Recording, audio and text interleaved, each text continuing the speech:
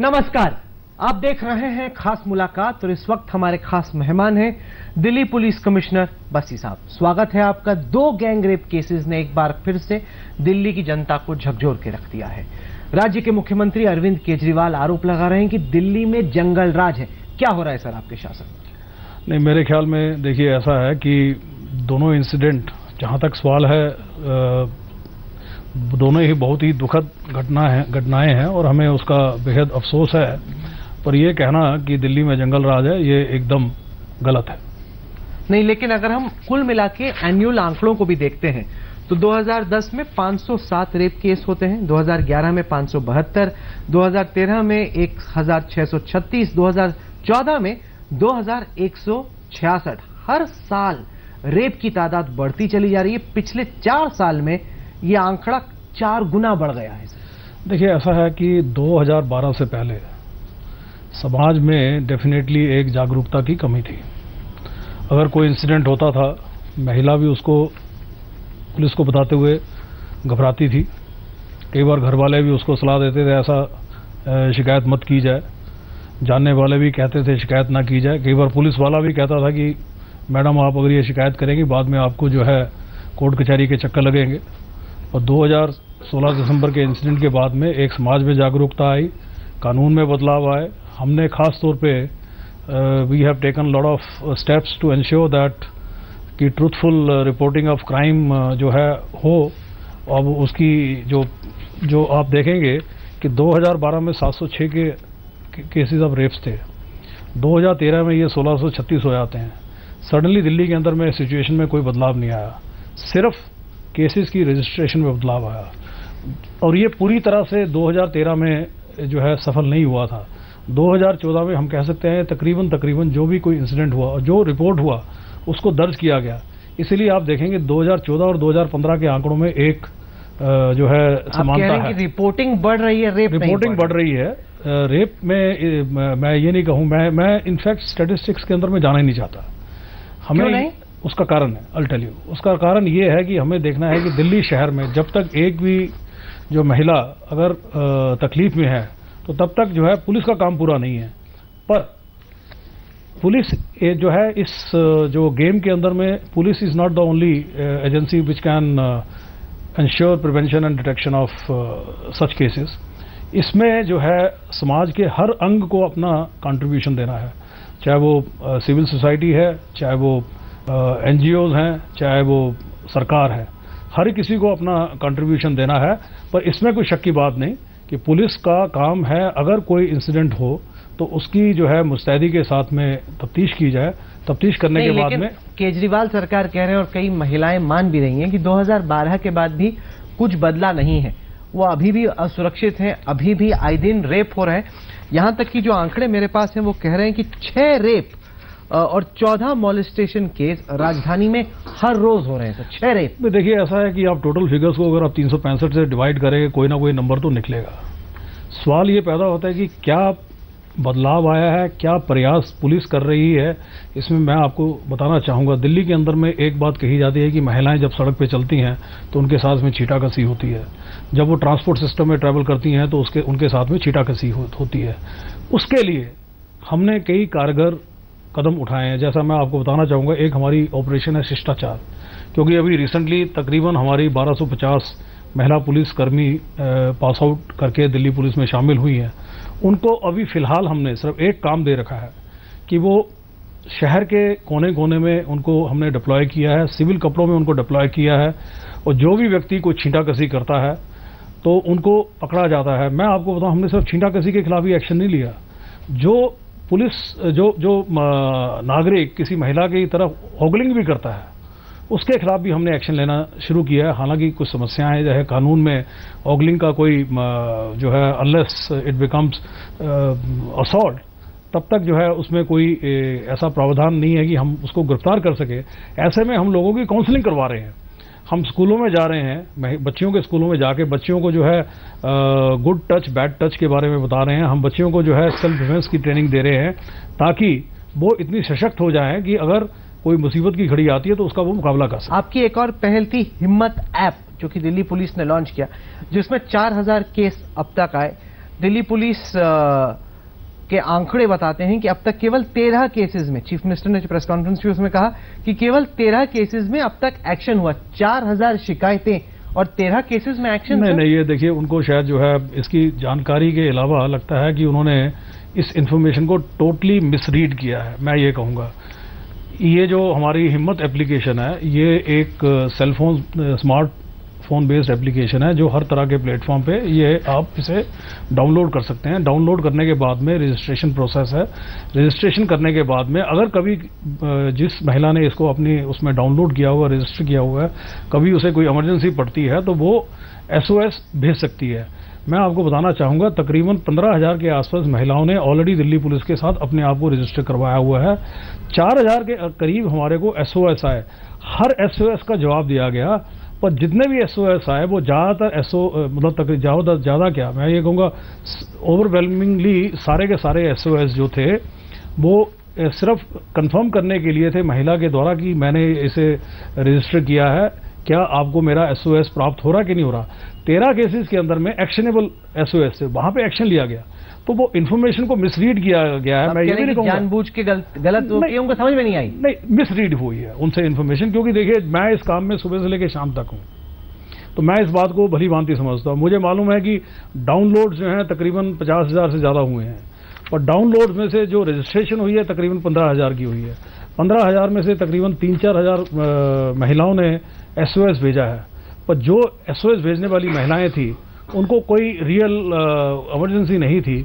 वो सिर्फ ये जानकारी लेना चाहती थी कि मैंने ये सिस्टम से डाउनलोड किया है, मैंने रजिस्टर किया है, क्या मेरा SOS ठीक से काम कर रहा है या नहीं कर रहा है। इन 2 गैंगरेप केसेस के बाद एक बार फिर से बसी साहब बहस छिड़ गई है कि क्या दिल्ली पुलिस को, जो लोकली इलेक्टेड सरकार है अरविंद केजरीवाल की, क्या उनको रिपोर्ट नहीं करना चाहिए।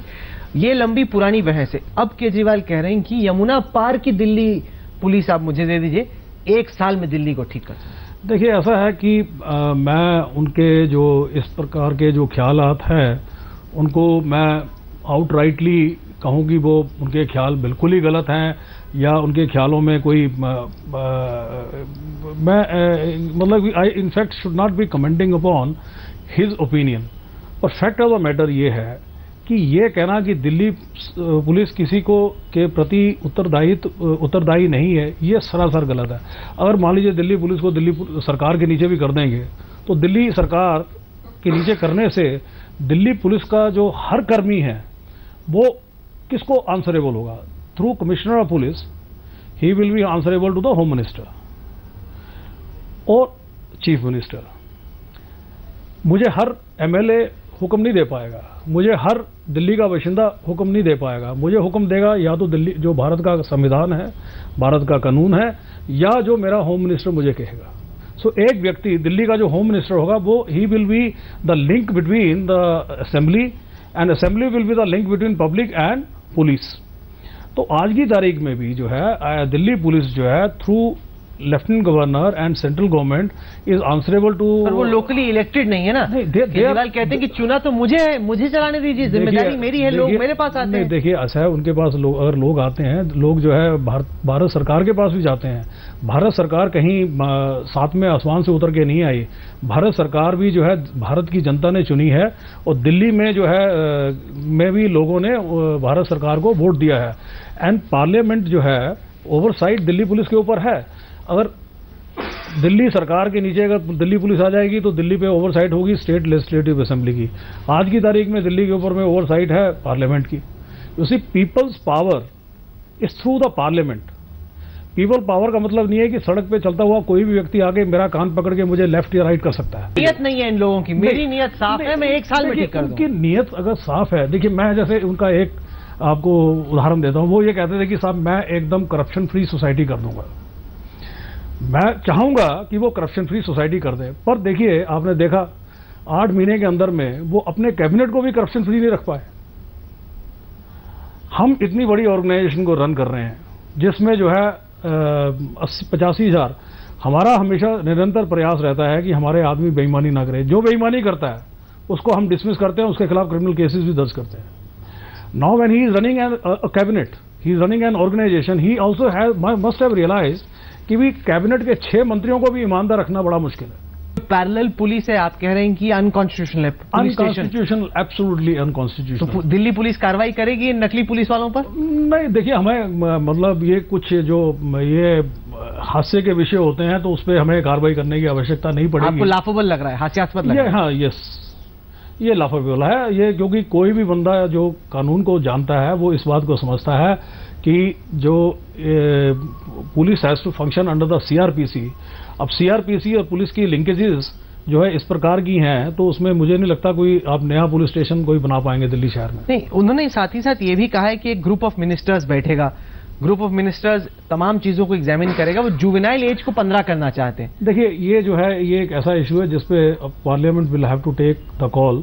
तो उसमें हमारे जो विचार है, हमने ऑलरेडी जो है भारत सरकार को उसके बारे में जानकारी दी हुई है। आपको नहीं लगता 15 होना चाहिए? नहीं, मैं इस पे पब्लिक स्टेटमेंट नहीं देना चाहूंगा, क्योंकि ये जो है विषय पार्लियामेंट के अधिकारी क्षेत्र का है, तो मैं उसमें as an instrumentality of rule of law मेरी रिस्पॉन्सिबिलिटी है जो भी पार्लियामेंट लॉ बनाती है उसको मैं एनफोर्स करूं। अगर उसके बारे में मुझे कोई शक या संशय है तो उसके बारे में मैं भारत सरकार को जिस तरह से मुझे इन्फॉर्म करना चाहिए उस तरह से मैं इन्फॉर्म करूं।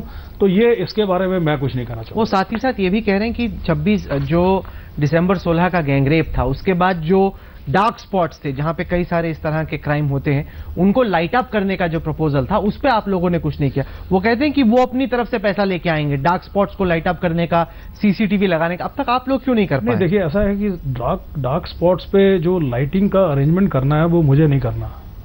उसकी जानकारी हमने ऑलरेडी दिल्ली सरकार को दी हुई है कि साहब ये जो है डार्क स्पॉट्स हैं दिल्ली के अंदर में, यहाँ पर एडिक्वेट लाइटिंग की जाए, या ये ऐसी स्पॉट्स है जहाँ पे ऐसे स्पॉट हैं? केजरीवाल कहते हैं कि sense of security is over, there is no fear amongst those who commit crimes. डरता नहीं है कोई पुलिस से। मैंने एक बार पहले भी जब मेरी आपसे बात हुई थी मैंने बताया कि दिल्ली शहर में कोई नो गो एरिया नहीं है। विश्व के कई अन्य महत्वपूर्ण जो शहर हैं उन सब शहरों के अंदर में कहा जाता है कि साहब these are the no go areas, kindly don't go. मतलब even the men are told कि these are the no go areas. I can say with pride कि दिल्ली शहर में कोई भी नो गो एरिया नहीं है। पर दिल्ली शहर में कई क्राइमोजेनिक फैक्टर्स हैं जिसके कारण क्राइम है। हम जैसे हमारा प्रयास है कि महिलाओं को हम सेल्फ डिफेंस की ट्रेनिंग दें, उनको इतना सशक्त बनाएं कि अगर किसी मुसीबत की घड़ी में वो किसी भी अत्याचारी का मुकाबला कर सके। हम जो का प्रयास कर रहे हैं, तकरीबन 1 लाख से ज़्यादा इस साल हमने बच्चियों को ट्रेनिंग दी है सेल्फ डिफेंस की। सरकार चाहे तो इसको as a compulsory subject for the girls introduce कर सकती है। इसी तरह से लड़कों के लिए value education can be introduced as a compulsory subject, and then also systems can be developed to keep an eye on boys who are showing deviant behaviour, कि जो डिविएंट बिहेवियर शो कर रहे हैं उनको उनके लिए करेक्टिव एक्शन क्या लेना चाहिए, इस चीज का इंतजाम किया जाए। केजरीवाल का जो जीओएम है वो कह रहे हैं कि उन इन्वेस्टिगेटिंग ऑफिसर्स के खिलाफ दिल्ली सरकार कार्रवाई करेगी जो कि चार्जशीट फाइल करने में देरी करते हैं। देखिए, ऐसा है कि उनको करने की आवश्यकता होएगी नहीं, कि मैं तो अपने आप को भी, देखिए अपना घर संभालिए वाली बात है, मैं तो अपना घर संभालना चाहूंगा। मैं आपको जानकारी देना चाहूंगा कि हमने बड़ी क्लियर इंस्ट्रक्शन दे रखी हैं। अरेस्ट के विद इन 20 दिन जो है चार्जशीट फाइल कर दी जाए। मैं आपको बताना चाहूंगा, अगर कोई इन्वेस्टिगेटिंग ऑफिसर 20 दिन के अंदर चार्जशीट फाइल नहीं करता तो उसकी खबर ज्वाइंट सीपी तक जाती है। अगर 30 दिन में चार्जशीट फाइल नहीं होती तो उसकी खबर जो है स्पेशल कमिश्नर के पास में जाती है, ताकि ये निश्चित किया जाए कि बिना जरूरत के चार्जशीट पेंडिंग नहीं है। तो कैसे रिश्ते हैं आपके सीएम से? सीएम साहब से मेरा रिश्ता तो बहुत बढ़िया है। मैंने आज ही एक चिट्ठी लिखी है, आपको मैं बताना चाहूंगा। इसके ऊपर हाँ, मैंने नहीं, देखिए मेरे दिमाग में आया क्योंकि अब ये कमेटी ऑफ मिनिस्टर्स बनेगी तो हो सकता है ये कुछ नए कदम उठाएं। तो कंसिडरिंग कि दिल्ली एक रेवेन्यू रिच जो है टेरिटरी है, मेरी अंडरस्टैंडिंग है कि तकरीबन 25,000 करोड़ तो हमें सिर्फ वैट से ही दिल्ली में सरकार को मिलता है। तो ये क्यों ना ये पैसा अगर कुछ इस प्रकार के कार्य पे लगाएं जो महिलाओं की सुरक्षा को बढ़ाए। चलिए, आपने तो इसलिए मैंने चिट्ठी लिखी है और मुझे पूरी उम्मीद है। चीफ मिनिस्टर मेरा कोई मनमुटाव नहीं है। मैं तो जब मुझे यहाँ भी आए थे तो हम 4 घंटे बैठ के हमने बड़ा अच्छा वार्तालाप किया था। मुझे पूरी उम्मीद है कि ये इस क्रैश वाले जो मैंने इशू रेज किया, अगर इस पे वो अधिक वार्ता करना चाहेंगे, मुझे बुलाएंगे तो मैं जाऊंगा। चलिए, आपने ये अहम बात कही कि पहले अपने से जो बनता है वो तो कीजिए, बाकियों पे तो आप सवाल खड़े कर रहे हैं। देखिए, संतों ने कहा है अच्छा, कि जो मतलब अपना जो है हम अपना करें तो अपने आप ही हो जाएगा। चलिए बसी साहब, आप जुड़े हमारे साथ, इसके लिए आपको बहुत बहुत धन्यवाद, शुक्रिया।